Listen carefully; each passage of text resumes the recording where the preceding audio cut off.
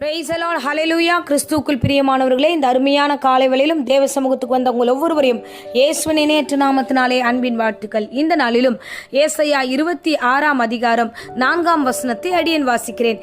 கர்த்தரை என்றென்றைக்கும் நம்புங்கள், கர்த்தராகிய யெகோவா நித்திய கன்மலையாயிருக்கிறார். ஆமேன், ஹல்லேலூயா. கர்த்தரை என்றென்றைக்கும் நம்ம என்ன பண்ணணும்னா நம்ப வேண்டும் என்று சொல்லப்படுகிறது. ஹல்லேலூயா. வாழ்ந்திருந்தாலும் சரி, தாழ்ந்திருந்தாலும் சரி, எந்த சூழ்நிலையில் இருந்தாலும் நாம் கர்த்தரை நம்புகிற பிள்ளைகளாய் மாற வேண்டும். ஆமென், ஹல்லேலூயா. என் தேவனுடைய பிள்ளைகளே, இந்த காலை வேளையில தேவ சமூகத்துக்கு வந்திருக்கீங்க. உங்களுடைய நம்பிக்கை யாரா இருக்கிறாங்க? நீங்க யாரை நம்பிட்டு இருக்கீங்க? யாரை ஃபாலோ பண்றீங்க?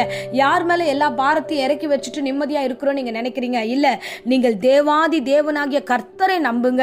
நீங்க மனுஷனை நம்புவதை விட்டுவிடுங்கள் என்று வேதம் சொல்லுகிறது. சோ நம்புவதை காட்டிலும், அவர்களை நம்புவதை காட்டிலும் நீங்கள் தேவன் பேரில் பற்றுதலா இருங்க. தேவனை நம்புங்க. எப்போது நம்ப சொல்லியிருக்கிறார் தெரியுமா? ஏசாயா தீர்க்கதரிசி என்றென்றைக்கும் நம்ப வேண்டும். நான் நல்லா இருக்கும்போது எனக்கு கர்த்தர் எல்லாம் கொடுத்தார், செய்தார், ஆசீர்வாதமா நடத்தினார் என்று அநேக இடங்களில் சாட்சி சொல்லி கொண்டிருக்கிறோம். எல்லா இடங்களிலும் நம்ம தேவனை குறித்து எல்லா காரியத்தையும் நம்ம பேசுகிறோம். அந்த காரியத்தில் மாத்திரமல்ல, நாம் ஒருவேளை நெருக்கடியான சூழ்நிலை கடந்து போகும்போதும் நாம் கர்த்தரை நம்புகிற பிள்ளைகளா இருக்க வேண்டும். ஹல்லேலூயா. சோதனை வரும்போது நிறைய கேள்விகளை நம்ம ரைஸ் பண்றோம். ஏன் எனக்கு இந்த ஆண்டவர் இப்படி பண்ணிட்டாரு, ஏன் எதுக்காக இதை செஞ்சாரு, அதை செஞ்சாருன்னு சொல்லிட்டு நாம இந்த வேளையில நிறைய கேள்விகளை கேட்கிறோம். ஒரு விசுவாசி எப்படி நினைக்கணும்னா, இந்த சூழ்நிலையிலும் கர்த்தர் என்னை கொண்டு வந்திருக்கிறாரு, காரணம் இல்லாம கர்த்தர் என் வாழ்க்கையில இதை அனுமதித்திருக்க மாட்டாரு. நான் விசுவாசிக்கிறேன், கர்த்தர் நிச்சயமா என்னை அவர் நடத்துவார், என்னை கன்மலையாகிய கிறிஸ்து என்னை பாதுகாப்பார் என்ற நம்பிக்கையுள்ள வார்த்தைகள் நாம் சொல்ல வேண்டும். இதை தான் கர்த்தர் விரும்புகிறார். இதை தான் ஏசாயா தீர்க்கதரிசி சொல்லுகிறார். நீங்கள் என்றென்றைக்கும் நீங்க கர்த்தரை நம்புங்க. பாருங்க, இஸ்ரவேல் ஜனங்க கர்த்தரை நம்பினாங்க. ஒரு காலகட்டம் கடந்த பொழுது அடிமைகளாய் பார்வோனுக்கு மத்தியில் அவர்கள் விழுந்து போகிறார்கள். சோ அப்போ எகிப்து முழுவதும் பார்த்தீங்கன்னா அவங்க அடிமைகளாய் வாழ்ந்திருந்த காலங்கள் சொல்லப்பட்டிருக்கிறது. 430 வருடங்கள் அடிமைகளாய் வாழ்ந்தார்கள். அவர்கள் கடந்து வந்து அதுக்கப்புறம் கர்த்தர் விடுதலையாக்கி மோசே மூலமா வெளியில கொண்டு வருகிறார். வெளியே கொண்டு வந்ததுக்கு அப்புறம் நாள் ஆக ஆக அவங்க விடுதலை ஆக்கப்பட்டதுக்கு அப்புறம் என்னெல்லாம் நடக்குதுன்னா, நல்லா விடுதலை ஆயிட்டோம், இன்னென்ன நம்ம யாருக்கும் அடிமை கிடையாது அப்படின்னு சொல்லிட்டு விசாலமான காரியங்களை பார்க்க ஆரம்பிக்கிறார்கள். இந்த உலகத்தோடு ஒத்து போகிறார்கள். உலக காரியங்களை பழக்கத்தில் விழுந்து போகிறார்கள். அப்படியே கிறிஸ்துவை வந்து அப்படியே விட்டுட்டு தூரமா போயிட்டாங்க.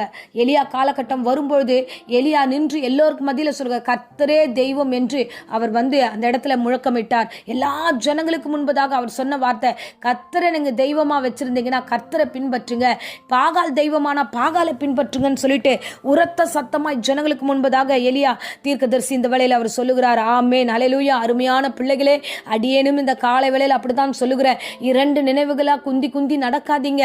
இதுவோ அதுவோ, அங்கேயா இங்கேயா அப்படின்லாம் நடக்காதீங்க. இயேசு கிறிஸ்து நமக்காக சிலுவையில் ரத்தம் சிந்திருக்கிறார். உங்கள் ஒவ்வொருவருக்காக ரத்தம் சிந்திருக்கிறார். அந்த பிரசங்கத்தை கேட்டுக்கொண்டிருக்கிறவர்களே, உங்களுக்காக, உங்க வீட்டுக்காகவும், பிள்ளைக்காகவும், கணவருக்காக கர்த்தர் இருக்கிறார். அவரை நம்புங்க, அவரை பற்றி கொள்ளுங்க. நன்மையானாலும் தீமையானாலும் என் தேவன் எனக்காக எல்லாவற்றையும் அவர் சித்தத்தின்படி தான் நடத்துவார்னு விசுவாசிங்க.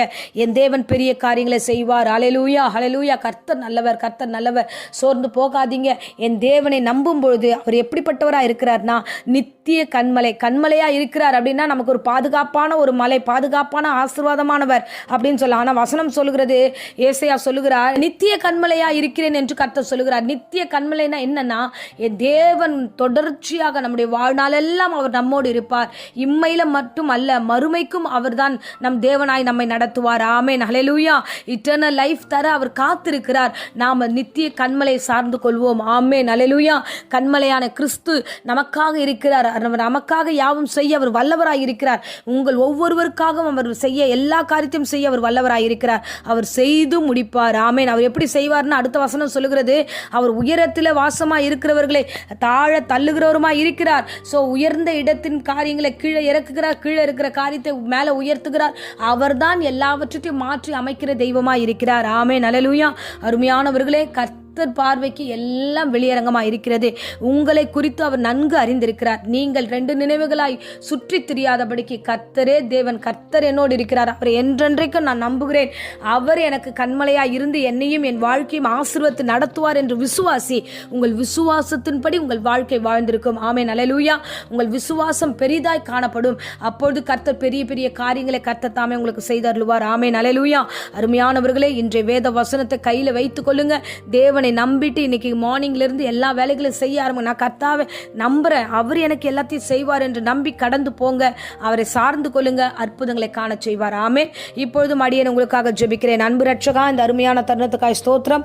ஜெபித்த ஒவ்வொரு பிள்ளைகளையும் நீர் ஆசீர்வதிப்பீராக. அப்பா ஆண்டவரே, 2 நினைவா இல்லை ராஜா, உம்மையே நோக்கி நித்திய கண்மலையாகிய கிறிஸ்துவை என்றென்றைக்கும் நம்புகிறவர்களாக, மனுஷனை அல்ல தேவாதி தேவானே உம்மை நம்புகிற பிள்ளைகளா இவர்களை மாற்றும். இவர்களை ஆசீர்வதியும். இவர்களை மயக்குகிற, பலவீனப்படுத்துகிற, ஆண்டவரே தேவையில்லாத கிறிஸ்துவின் வாழ்க்கை விட்டு வெளியே கொண்டு போகிற சாத்தானை இயேசுவின் நாமத்தில் சபித்து கட்டுகிறேன். உம்மையே விசுவாசிக்கட்டும். ஆண்டவரே, இந்த கண்மலையை சார்ந்து கொள்ளட்டும். அவ்விதமாய் ஆசீர்வதியும். யாராகிலும் இந்த வேளையில் பலவீனத்தோடு, சோர்வோடு, பயத்தோடு யாராகிலும் இருந்தால் எல்லா பயத்தின் ஆவிகளை இயேசுவின் நாமத்தில் சபித்து கட்டுகிறேன். ஆண்டவரே, சுகவீனமான காரியங்களை பூரண சுகத்தையும் ஆரோக்கியத்தையும் கர்த்தர் கட்டளையிடுங்க. தொடர்ந்து வழிநடத்தும். ஆசீர்வதியும். இயேசுவின் இணையற்ற நாமத்திலே ஜெபித்து ஆசீர்வாதத்தை ஒப்புக் கொடுக்கிறேன். ஜீவனுள்ள நல்ல பிதாவே, ஆமேன். ஆமேன். Praise the lord. God bless you.